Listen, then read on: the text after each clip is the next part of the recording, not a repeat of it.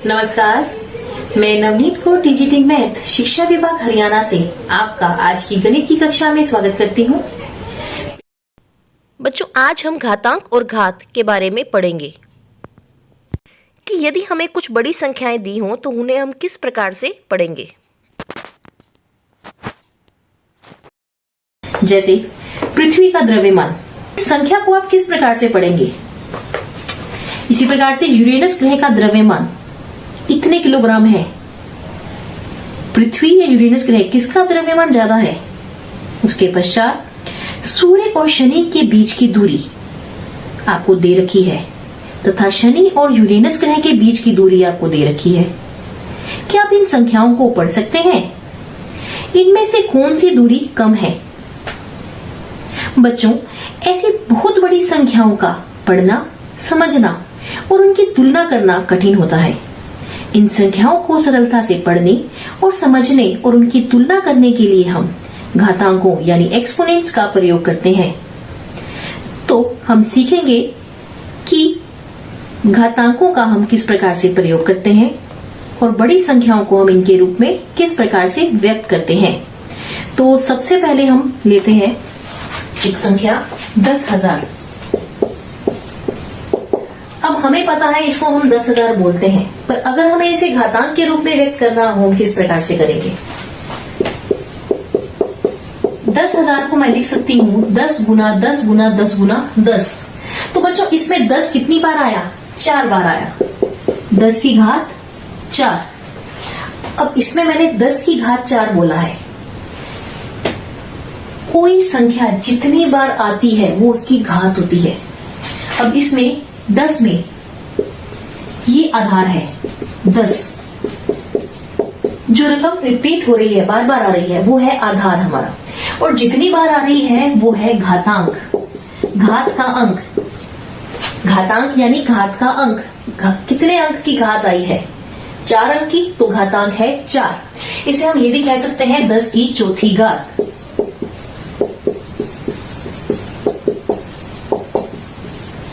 इसमें आपने ध्यान रखना है, आधार जो होता है वो संख्या होती है जो बार बार आती है, रिपीट होती है। जो मेन संख्या होती है उसको हम कहते हैं आधार। कितनी बार आई है वो होता है घातांक। अब जैसे इसमें 5 जीरो है, यानी 10 कितनी बार आएगा? 5 बार। तो इसमें आधार क्या हो गया हमारे पास? 10। और घात 10 की घात 5, तो इसमें आधार आया 10 और घातांक आया 5। और इसको हम पढ़ेंगे 10 की 5वीं घात। 10 की 5वीं घात। इसी प्रकार से अगर मैं लिखूं 100, इसको हम लिखते हैं 10 गुना 10, 10 की घात 2। 10 एक ही बार 10 आ रहा है, 10 की घात 1। तो ऐसे ही कुछ और उदाहरण बच्चों हम लेते हैं जिसमें हम देखेंगे कि घातांकों के रूप में हम किसी संख्या को किस प्रकार से व्यक्त करते हैं और घातांकों का मान किस प्रकार से ज्ञात करते हैं।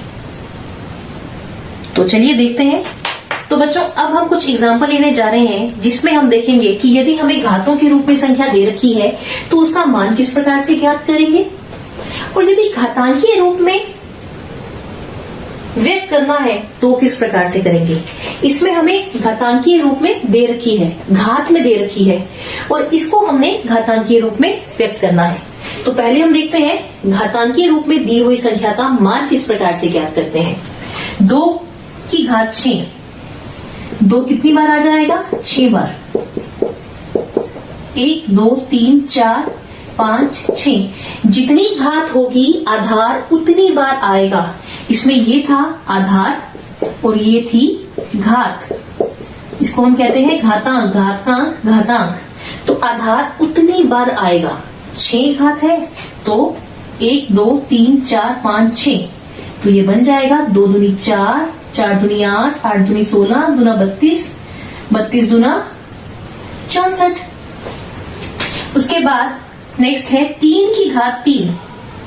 इसमें आधार है 3 और घातांक है 3, तो 3 कितनी बार आएगा? 3 बार। 3 तिये 9, 9 तिया 27।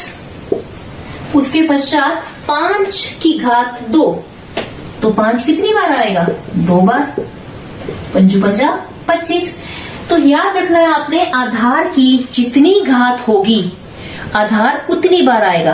किसी संख्या की जितनी घात होगी संख्या उतनी बार गुना में आएगी। उसके बाद घातांकीय रूप में व्यक्त कीजिए। अब इससे बिल्कुल ऑपोजिट, ये घातांकीय रूप में दे रखा था, इसका मान ज्ञात किया, अब हमें इसको घातांकीय रूप में व्यक्त करना है।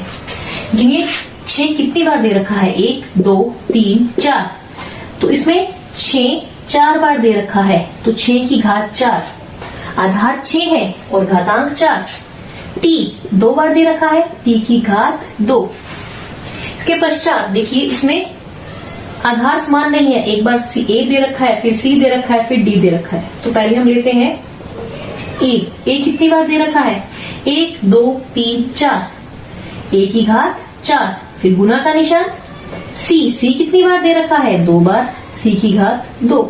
d कितनी बार दे रखा है? 3 बार, तो d की घात 3। तो बच्चों इस प्रकार से हम संख्याओं को घातांकीय रूप में व्यक्त करते हैं। इसके बाद हम देखेंगे कि अभाज्य गुणनखंड के रूप में किसी संख्या को किस प्रकार से दर्शाया जाता है। संख्याओं को उनके अभाज्य गुणनखंड की घातों के गुणनफल के रूप में किस प्रकार से व्यक्त किया जाता है। तो इसमें हम ले रहे हैं पहला एग्जाम्पल 72 यानी 72। तो हम क्या करेंगे? 72 को के अभाज्य गुणनखंड करेंगे। तो देखिए इसके यहाँ इकाई का अंक सम संख्या है, तो 2 से भाग करेंगे। 2 एक अभाज्य संख्या है, 2 तिया 6, 2 छिके 12। 72 को 2 से भाग करने पर 36 आया। अब 36 को फिर से 2 से भाग करेंगे, भागफल आएगा 18। अब फिर से 2 से, जब तक ये 2 से भाग होता जाएगा हम 2 से भाग करेंगे। 2 ने 18, 18 को जब 2 से भाग किया भागफल आया 9। अब ये 3 के पहाड़े पे भाग होगा। 9 को 3 से भाग करते हैं तो भागफल 3, 3 को 3 से भाग करते हैं तो भागफल 1। तो ये आ गए 72 के अभाज्य गुणनखंड। अब देखिए इसमें 2 कितनी बार आ रहा है? 3 बार, तो 2 की घात 3। और 3 कितनी बार आ रहा है? 2 बार, तो 3 की घात 2। तो ये हो गया इस संख्या के अभाज्य गुणनखंड, उनको हमने घातों के रूप में व्यक्त कर दिया है। इसके बाद 1000, इसके भी अभाज्य गुणनखंड करेंगे। इसका इकाई अंक 0 है, तो ये 2 से विभाजित हो जाएगा। तो 2 से विभाजित करने पर यहाँ आएगा 2 पंजे 10, 0 0। फिर से 2 से भाग करेंगे 250, फिर से 250 को 2 से भाग करेंगे तो ये आ जाएगा 125। 5 दूनी 10, 5 पंजा 25। फिर से 25 को 5 से भाग कीजिए, 5 आया। 5 को 5 से भाग किया 1। तो 1000 के अभाज्य गुणनखंड जो आए हैं वो आए हैं 2 गुना 2 गुना 2 गुना 5 गुना 5 गुना 5। तो इसमें आप देख रहे हैं 2 कितनी बार आया है? 3 बार। और 5 कितनी बार आया है? 3 बार। तो ये हो गए इनके अभाज्य गुणनखंड की घातें। इसके बाद बच्चों अब हम करेंगे घातांकों के नियम, कि घातांकों के क्या क्या नियम होते हैं। इनमें हम शून्येतर पूर्णांक लेंगे। शून्येतर पूर्णांक का अर्थ होता है शून्य के अतिरिक्त कोई भी पूर्णांक, क्योंकि शून्य की आप जितनी मर्जी घात कर लीजिए हमेशा शून्य आएगा। तो इसमें हम शून्य को छोड़ के सभी पूर्णांकों के लिए घातांकों के नियम देखेंगे। एक ही आधार वाली घातों का गुणन, 2 की घात 2 गुणा 2 की घात 3। आप इसमें देख सकते हैं समान आधार 2 है। उसके पश्चात 3 की घात 5 गुणा 3 की घात 4, इसमें आधार क्या है? 3। नेक्स्ट 2 की घात 2 गुणा 3 की घात 2, क्या इनमें आधार समान है? नहीं, इसमें एक आधार दे रखा है 2 और दूसरा आधार दे रखा है 3। तो हमने लेना है एक ही आधार यानी समान आधार वाली घातों का गुणन। तो चलिए देखते हैं। तो देखिए इसमें हमने समान आधार वाली घातें ली हुई है। अगर हमारे पास होता इस तरह से 2 की घात 3 3 की घात 3, तो इसमें आधार समान नहीं रहता। तो इसलिए हम ये एग्जाम्पल नहीं ले रहे, हम ले रहे हैं समान घातों वाला एग्जाम्पल। समान आधार वाला एग्जाम्पल। तो इसमें आप देखिए 2 की घात 2, इसका क्या अर्थ है? 2 कितनी बार आएगा? 2 बार। फिर से गुना का निशान, 2 की घात 3 यानी 2 फिर से 3 बार आएगा। अब आप देखिए 2 कितनी बार हो गया? 1 2 3 4 5। अब इसमें आधार है 2 और 2 कुल कितनी बार आ रहा है? 5 बार आ रहा है।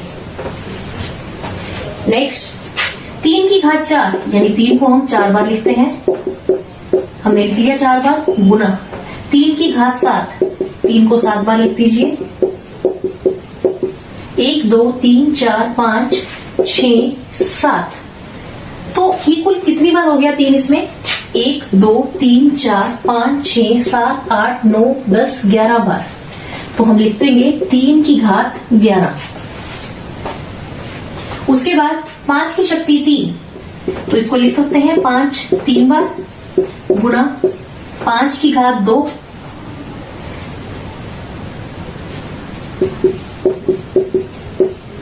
अब ये कितनी बार हो गया? 5 बार। तो ये हो गया 5 की घात 5। तो बच्चों इसमें अगर हम एक चीज नोटिस करें, यहां था 2 की घात 2 और 2 की घात 3, उत्तर क्या आया है? 2 की घात 5। 2 और 3, 2 और 3 को अगर हम जोड़ते हैं तो 2 की घात 5 बनती है।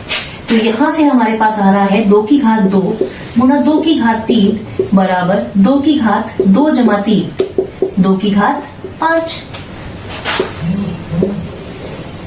उसके बाद नेक्स्ट में देखते हैं 3 की घात 4 गुना 3 की घात 7, कितना आया है? 3 की घात 11। अगर हम इसको ऐसे लिखते हैं 4 जमा 7 तो भी 11 आता है। नेक्स्ट 5 की घात 3 गुना 5 की घात 2, कितना आया है? 5 की घात 5। तो इसको हम 2 जमा 3 भी लिख सकते हैं या 3 जमा 2 भी।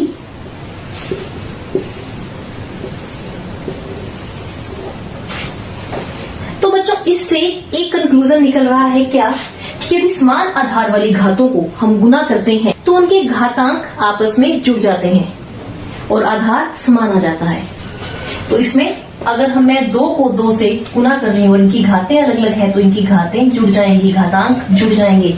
2 जमा 3 5। तो अगर मैं a आधार वाली एक संख्या की घात ले रही हूं m और a घात आधार वाली ही संख्या की घात n, तो ये क्या होगा? a की घात m जमा n। मतलब यदि आधार समान हो तो घातें जुड़ती हैं अगर उनके बीच में गुणा का निशान हो। तो बच्चों इससे ये कंक्लूजन निकलता है कि यदि 2 समान आधार वाली संख्याएं गुणनफल के रूप में दी गई होती हैं तो उनकी घातांकें या घात जुड़ जाती हैं। तो हम इस प्रकार से लिख सकते हैं a की घात m गुणा a की घात n बराबर a की घात m जमा n। तो हम कह सकते हैं एक शून्येतर पूर्णांक a के लिए जहां m और n पूर्ण संख्याएं हैं, a की घात m गुना a की घात n बराबर a की घात m जमा n। उसके बाद है एक ही आधार वाली घातों का विभाजन। अब इसमें भी हमें आधार समान रखना है, आधार समान रखना है। तो पहला है 2 की घात 3 भाग 2 की घात 2, इन दोनों में समान आधार 2 है। इसी प्रकार 3 की घात 5 भाग 3, इसमें भी समान आधार 3 है। तो चलिए एक बार इसको हल करते हैं। 2 की घात 3 भाग 2 की घात 2, हम क्या कर रहे हैं? समान आधार वाली घातों का विभाजन। तो इसमें हम विभाजित कर रहे हैं। तो सबसे पहले हम लेते हैं 2 की घात 3, अगर हम इसको विभाजित करते हैं तो यह आएगा 2 की घात 3 बटे 2 की घात 2। तो इसको हम लिख सकते हैं 2 की घात 3 को 2 गुना 2 गुना 2 और 2 की घात 2 को हम लिख सकते हैं 2 गुना 2। ये 2 से 2 कैंसिल हो गया, 2 से 2 कैंसिल हो गया, आपके पास बचा 2। अब इस 2 को हम लिख सकते हैं 2 की घात 1, क्योंकि ये एक बार है। इसी प्रकार से अगर मैं करती हूं की घात 5 को 3 की घात 3 से विभाजित, तो क्या आएगा 3 की घात 5 भाग, तो ये बन जाएगा 3 गुना 3 गुना 3 भाग 3 कितनी बार आएगा इसमें 3 बार, क्योंकि यहां घात 3 है, यहां घात 5 थी तो 3 5 बार आया। अब हमारे पास 3 2 बार बचा है, आधार 3 घात 2। तो बच्चों क्या इनको देख के आप एक कंक्लूजन निकाल सकते हैं, एक रिजल्ट निकाल सकते हैं कि यदि हम समान आधार वाली घातों को विभाजित करते हैं तो क्या नियम होता है। देखिए इसमें हमने किया, कितना आया 2 की घात 1, इसमें हमने किया तो ये आया 3 की घात 2,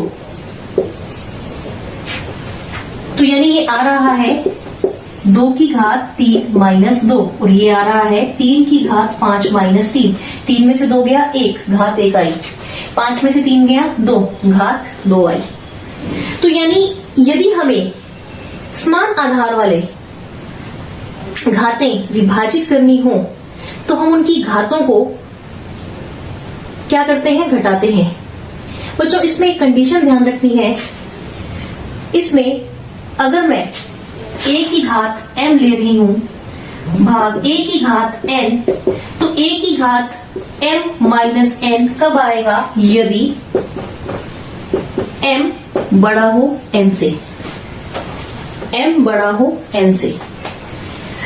तो बच्चों एक शून्येतर पूर्णांक, इसमें भी हमें ध्यान रखना है, शून्येतर पूर्णांक मतलब शून्य को छोड़कर कोई भी पूर्णांक a के लिए जहां m और n पूर्ण संख्याएं हैं या m बड़ा है n से, उसके लिए a की घात m भाग a की घात n बराबर a की घात m माइनस n। बच्चों इसके पश्चात हम लेंगे एक ही घात की घात लेना, तो इसमें आप देख रहे हैं 2 की घात 3 पूरे की घात 2, और इसी प्रकार से 5 की घात 2 पूरे की घात 3। तो चलिए इस क्वेश्चन को देखते हैं। 2 की घात 3 की घात 2, तो सबसे पहले तो हम ये घात 2 लेते हैं, ब्रैकेट के अंदर जितनी भी रकम है उसकी घात 2 है, यानी 2 की घात 3 2 बार आएगा। क्यों, इस पूरी ब्रैकेट के अंदर जो रकम है उसकी घात 2 है, तो यहाँ 2 की घात 3 गुना 2 की घात 3। अब इसको भी हल कर लेते हैं। 2 कितनी बार आएगा, यहाँ पे 3 बार, गुणा का निशान, फिर 2 कितनी बार आएगा 3 बार, 3 बार यहाँ 3 बार यहाँ, तो ये कितनी बार हो गया 2 की घात 6, 2 की घात 6। उसके बाद नेक्स्ट लिखते हैं। अब ये देखिए इस पूरी ब्रैकेट के अंदर जितनी भी रकम है उसकी घात 3 है, तो ये ब्रैकेट के अंदर जितनी भी रकम है वो 3 बार आएगी। तो इसमें आधार हो गया हमारा 5 की शक्ति 2, तो 5 की शक्ति 2 3 बार आएगा। उसके बाद अब इसमें देखिए अब आधार है 5 और ये 2 बार आ रहा है, तो 5 गुना 5, फिर गुना का निशान 5 गुना 5, फिर गुना का निशान 5 गुना 5। अब 5 कितनी बार आ गया, 1 2 3 4 5 6, तो ये हो गया 5 की घात 6। तो बच्चों इसमें आप देख सकते हैं 6 आ रहा है, यानी 3 दूनी 6। घातों को हम गुना कर रहे हैं, घात की घात में संख्या से गुना नहीं करना, आधार से गुना नहीं करना। हम कॉमन मिस्टेक ये करते हैं, हम सभी बच्चे ये मिस्टेक करते हैं, घातों को हम गुना कर रहे हैं। याद रखिए आधार को कभी आप घात से गुना नहीं करेंगे, हमेशा क्या करेंगे, घात की घात हो तो उसको गुना कर सकते हैं। तो ये इसमें देखिए 3 दूनी 6, 2 तिया 6, तो यहाँ क्या आ जाएगा, किसी शून्येतर पूर्णांक के लिए जहां n और m पूर्ण संख्याएं हैं, a की घात nm है, यानी n गुना m है।